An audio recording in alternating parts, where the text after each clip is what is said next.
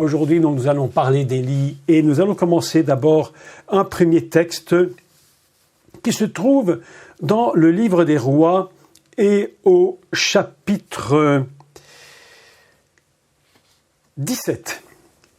Et nous allons commencer au premier verset. D'accord.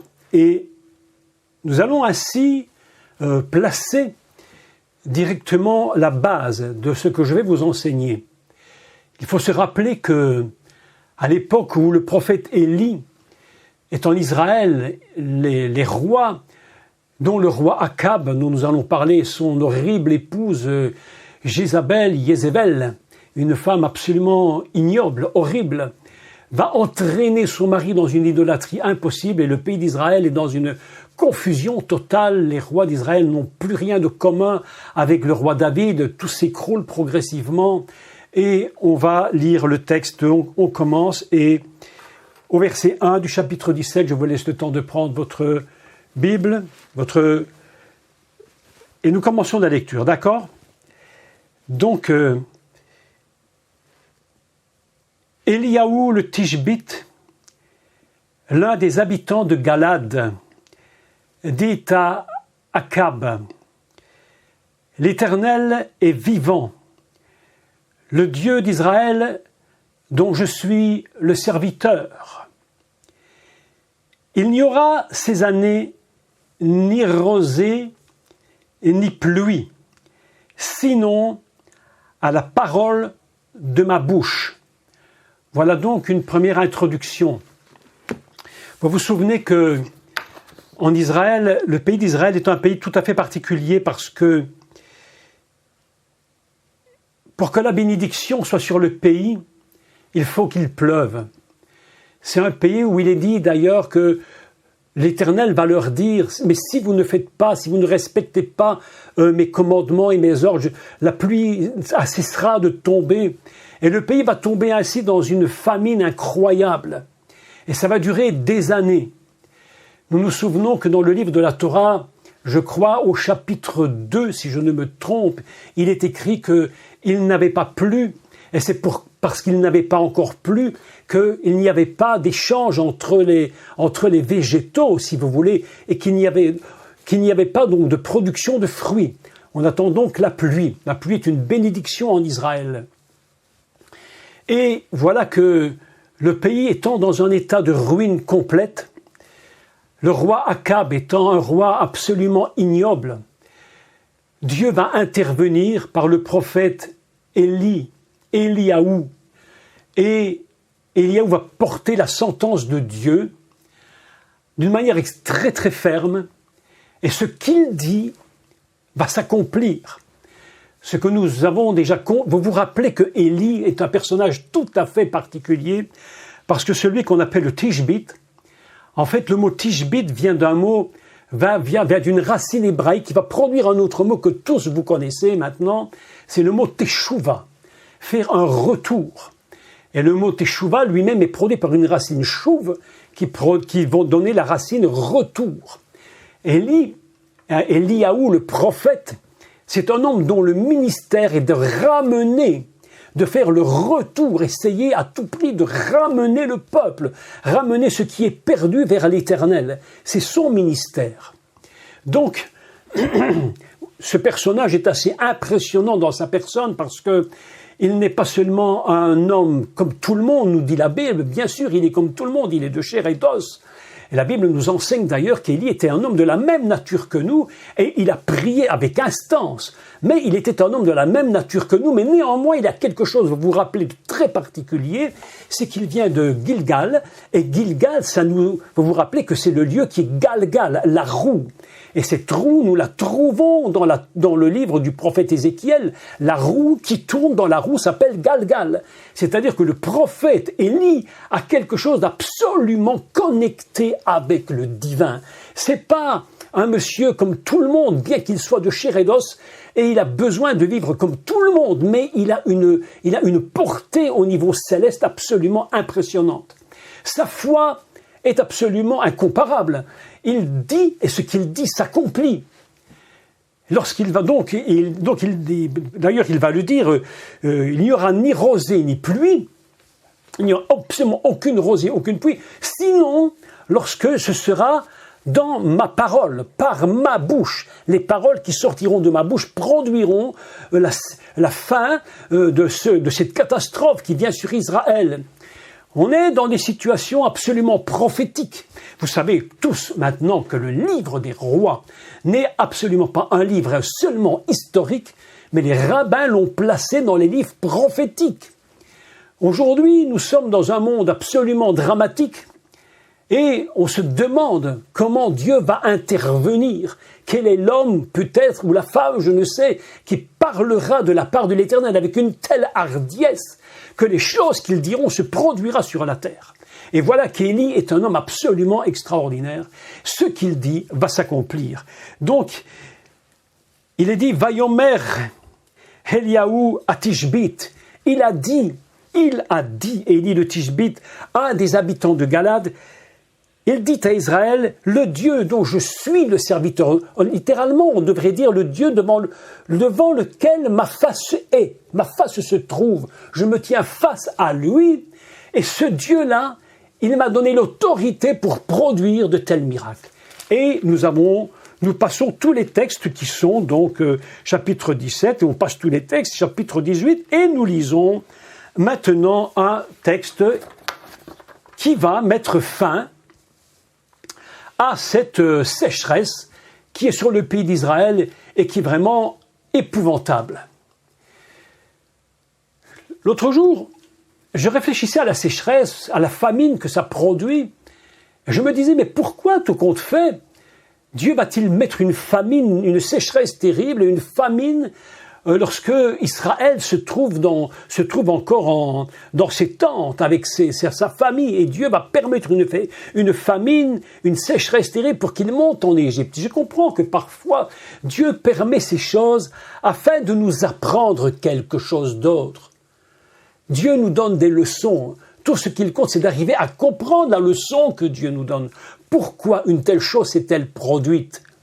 Donc nous lisons le chapitre 18 et au verset 41, et nous allons essayer ensemble de dévoiler un peu le texte, d'accord? Et nous allons donc commencer cette lecture, si vous êtes prêts. Ok, on y va? On y va. Élie dit à Akab, monte, mange et bois. Très très surprenant texte. Car il se fait un bruit qui annonce la pluie. Quand j'ai lu ce texte, je me suis dit, mais qu'est-ce que c'est que ce texte? Pourquoi est-ce qu'il faut qu'il monte, qu'il mange et qu'il boive? Parce qu'il y a un bruit qui annonce la pluie. Hein, c'est très surprenant quand même. Monte, mange et bois. Alors voilà des choses qui méritent vraiment d'être dévoilées. Petite parenthèse, une fois encore, n'oubliez jamais une chose, que vous lisez la Bible, n'oubliez jamais, ce qui est le plus anodin est souvent le plus puissant, la chose la plus cachée. Les plus petites choses cachent souvent des révélations absolument gigantesques. C'est pourquoi il nous faut absolument saisir ces petits passages très étranges et les décoder. Donc on continue. Monte, mange et bois, car il se fait un bruit qui annonce la pluie. Rahav monta pour manger et pour boire. Et très obéissant, très obéissant. Mais, on peut choisir l'un ou l'autre, Eliaou monta, lui, au sommet du Carmel. On appelle ça roche. Il monta sur la tête. Le sommet d'une montagne, c'est roche. C'est la tête. D'accord? Du Carmel. Et se penchant contre terre, il mit son visage entre ses genoux. Écoutez bien chaque mot. Écoutez bien chaque mot. Il mit son visage entre ses genoux. D'accord? Très important texte. Et il dit à son serviteur, monte, regarde du côté de la mer. Le serviteur monta, il regarda, et il dit, mais il n'y a rien. Éliaou 17 fois retourne. À la 7e fois, il dit « Voici un petit nuage qui s'élève de la mer et qui est comme la paume d'une main d'homme. » Écoutez bien chaque mot. Comme la petit nuage, comme la paume d'une main d'homme. C'est surprenant, hein? Il aurait pu dire un petit nuage tout court. Il n'y a vraiment aucune raison d'apparence qu'il rajoute autre chose. Mais voilà qu'il le dit. Éliaou dit « Monte » et va dire à Akab « Attelle et descends afin que la pluie ne t'arrête pas. » En peu d'instants, le ciel s'obscurcit par les nuages, le vent s'établit et il y eut une forte pluie. Akab monta sur son char et partit pour Jizréel. Et la main de l'Éternel fut sur Élie, qui saignit les reins, et courut devant Akab jusqu'à l'entrée de Jizréel. Voilà un texte absolument connu de tous et pourtant très intéressant. Nous nous trouvons ici dans une situation très particulière dans ce texte. Nous avons deux personnages totalement opposés, complètement à l'inverse. Nous avons un homme qui est Akab, qui est un homme extrêmement, je dirais entre parenthèses, mais extrêmement mauvais et pourri jusqu'au bout, avec une femme absolument ignoble, et nous avons dans la même situation un homme qui s'appelle Élie. Autrement dit, la situation est la même, les comportements vont être absolument différents. Alors, le texte qui m'avait beaucoup surpris, c'était « Vayomer Eliaou le Arav » Il a dit Éliaou à Arav, et là je vous demande de prendre votre texte si vous l'avez écrit, si vous l'avez imprimé, mais c'est maintenant que nous prenons le texte. Quelque chose de très très très surprenant. Lorsque j'ai fait une valeur de la phrase, où il est écrit « Allez, echol, ushte » monte, mange et bois. Je me suis dit, mais pourquoi lui dit-il « monte, mange et bois » Mais qu'est-ce que ça peut avoir à faire dans ce texte? En réalité, ce que je crois vraiment, c'est qu'Élie est en train de lui dire, écoute, toi, tu es un homme d'ici-bas, fais tes affaires, tu veux manger, tu veux boire, monte et mange et bois. Monte, mange et bois, fais ta vie. Tu es ici-bas, tu fais tes affaires. Je me suis donc demandé, mais quelle est la valeur de cette phrase? Allez, chol ou jeter, monte, mange et bois. Et je constate que la valeur est de 867. 867. Je me suis donc posé la question, mais qu'est-ce que ça veut dire? Est-ce qu'il n'y aurait pas des phrases qui auraient la même signification de 867, la même valeur, des points identiques à cette phrase? Monte, mange et bois. Parce qu'il se fait un bruit. Et la première phrase, et la première chose qui m'est apparue absolument surprenante dans la situation unique de deux personnages complètement différents, c'est que la première, c'est Adam Arishon Kelkel, qui signifie le premier Adam chétif. C'est-à-dire, monte, mange et bois, tu es dans une situation où tu es dans une faiblesse extrême, il n'y a plus rien de toi, tu es comme le premier Adam qui est complet, qui a complètement chuté. Il n'y a plus en toi autre chose que la nature de l'Adam complètement à côté, je dirais, de la plaque. Tu es complètement devenu chétif. Tu n'as plus rien en toi qui soit véritablement l'Adam, ce qu'on appelle l'Adam fondamental. Et tu es un Adam, un premier Adam qui est complètement à côté de la question. Vas-y, fais ta vie, Akab. Il y a quelque chose que moi je viens d'entendre, mais toi, fais ta vie. Monte, mange, bois, fais tes affaires. Monte, mange et bois. 867. Équivalent à cette notion. Adam On dit Adam Arishon quel, un Adam Arishon complètement à côté. Pour lui, il n'est plus rien d'autre qu'un homme sans aucune force.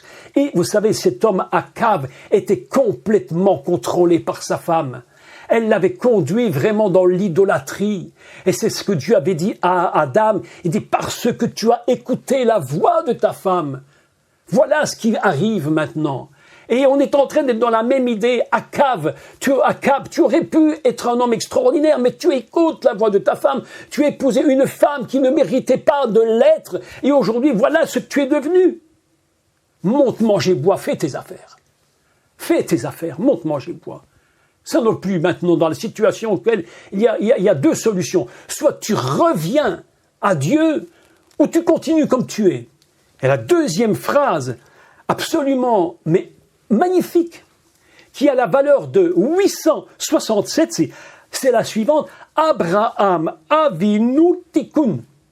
Notre père Abraham qui va réparer la notion d'une réparation dans la nature abrahamique. Voilà qui était Abraham, le réparateur. Mes amis, qu'est-ce que tu choisis? C'est un peu ça que lui dit Abraham. Mais tu en es où aujourd'hui? C'est toujours la même question que Dieu pose. Lorsqu'il pose la question à Adam, où en es-tu?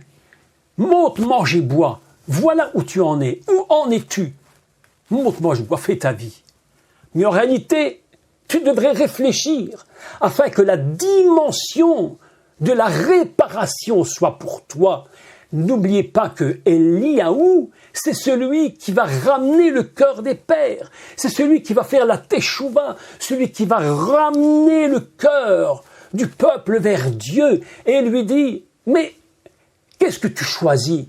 Monte, mange et bois, ou bien est-ce que tu es celui qui va aller vers la réparation? Est-ce que tu vas aller vers la réparation? Monte, mange et bois. Et on continue le texte. Monte, mange et bois, car il se fait un bruit qui annonce la pluie. Sur votre deuxième feuille, je vous ai écrit la phrase en hébreu. Kikol Hamon Hagashem. Kikol Hamon Hagashem. Élie, mes amis, entend quelque chose. Il a entendu quelque chose que Akab n'avait pas entendu. Avant de commencer de prier, avant de commencer d'intercéder avec force, il avait entendu un bruit. Le mot dit kikol, comme un bruit, comme une voix, comme un son. Hamon est un mot qui signifie abondance, abondante. Hagashem, une pluie abondante. J'entends un bruit qui annonce une pluie très abondante. Ce qui se passe en Israël maintenant va se clôturer. La pluie va venir à ma parole et il va intercéder. Il entend une voix. Mes amis, une chose est très importante et j'essaye toujours de vous expliquer, dans la mesure où je peux le faire, que tous ces textes, nous dit la Bible, ont été donnés afin que nous comprenions quelque chose pour nous-mêmes. Avant de prier, il faut entendre la voix de Dieu qui annonce la chose qui va venir. Nous ne devons pas nous lancer dans la prière avant que Dieu nous ait donné le son de l'exaucement. Les gens prient souvent. Vous savez, j'avais expliqué dans mon cours sur la prière, les gens prient souvent un peu instinctivement, sans réfléchir. Mais même Élie a besoin d'entendre le son de la voix qui colle comme une voix qui annonce une pluie très abondante. Mais même cela n'est pas suffisant. Même le bruit de la voix n'est pas suffisant. Et ce n'est pas parce que tu as entendu Dieu te parler que tout est terminé. Au contraire, au moment où Dieu parle à Élie, c'est seulement maintenant que va commencer le travail d'Élie. Et vous savez que pour qu'un miracle comme il se produise, il y a une sorte d'enfantement. Est-ce que savez-vous qu'un miracle est toujours un enfantement? Est-ce que vous le saviez? Un enfantement. C'est-à-dire, tu entends, tu le vois à l'avance, mais tu as besoin de persévérance jusqu'à ce que la chose s'accomplisse. Mais pourtant, mon Dieu, tu l'as dit. Tu l'avais dit à Élie. Il aurait pu simplement dire qu'il pleuve. Mais Élie entend la voix et il sait qu'il va devoir maintenant, écoutez, l'expression est un peu étrange, mais être enceinte de ce que Dieu a dit, de ce que Dieu va faire. Chaque promesse que Dieu nous donne, chaque promesse que Dieu t'a donnée, chaque parole que tu aurais pu entendre de Dieu pour toi doit produire en toi, entre parenthèses, une grossesse spirituelle qui va permettre d'aller jusqu'au bout et au moment où l'exaucement va se produire. C'est très important de comprendre ce que je vous dis. Sinon, Élie n'aurait pas eu besoin de prier. Il dit « Kikol hamon hagashem » j'ai entendu un son, un bruit. Mes amis, personne ne l'avait entendu. Seul Élie l'a entendu. Le texte est absolument extraordinaire parce qu'il dit une deuxième chose. Écoutez ceci. Élie dit à Akab, monte, mange et bois. Et Akab monte, mange et il boit. Et le texte continue et il dit, car il se fait un bruit qui annonce la pluie. Au moment où il entend ce bruit, Élie lui-même va monter et il va aller sur le sommet du mont Carmel. Et qu'est-ce qu'il va faire? Il va intercéder, il va prier, mais de toutes ses forces, jusqu'au moment où il va pouvoir rentrer complètement dans l'exaucement. Pour ce faire, nous allons lire un texte absolument important et très très intéressant. Élie monta au sommet du Carmel et se penchant contre terre, il mit son visage entre les genoux. Et je lis le texte. Vaïgar artsa vayashem panav be'in birkav. J'explique le texte parce qu'il est très important de comprendre ce qu'il a fait Élie. Si vous prenez Vaïgar, racine, Géar, il se pencha, il se prosterna, il prend sa tête, il la met entre ses genoux. On appelle cela... Alors, en hébreu, il y a un mot particulier qui n'a pas été traduit en français. C'est parce que c'est très compliqué, la traduction serait très compliquée. Mais l'idée du mot que je vais vous donner, c'est un mot qui était repris plus loin. Je crois que c'est l'épître de Jacques où il dit qu'Élie était un homme de la même nature que nous, mais il pria avec instance, afin qu'il ne pleuve pas, puis avec instance, afin qu'il pleuve.